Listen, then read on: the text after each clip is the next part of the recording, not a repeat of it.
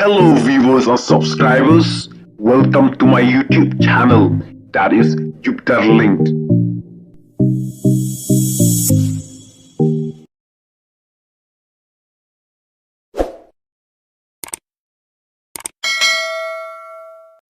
Duk ka Ukraine palat siajar ars pangut kisipai tang haka shisngi.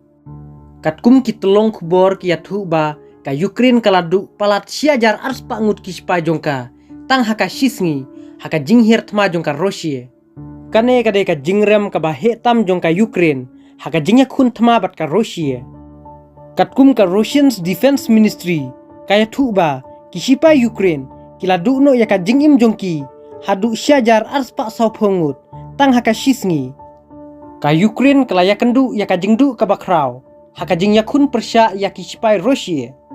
Omdei bakadu tangi kimin simbreu hendrei ka Ukraine kala yakandu ru yaka jingdu ka bakrau yaki tirthma. Lajan sophu teli gitang jongka Ukraine kila syak ther haka jinghir thma baklan jongki sipai Russia tang haka shisngi. Ka Russian's Defense Ministry kala ong balai phuteli ki infantry fighting vehicles jongka Ukraine lai phrateli ki armor vehicles batkum juru shibunteli ki linkot artillery kila syak penjot haki sipai Russia.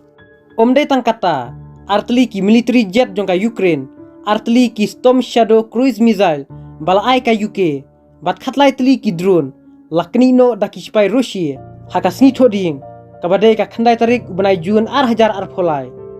Ki jingdu baka Ukraine kala yakandu ki peni baka bakla ban penankam lane kampat ti bha ban penankam ya ki tir thma ki bathanmai jong ki receive ngi bala ai shaka Ukraine nakabanta ban yale persya ya ka Russia.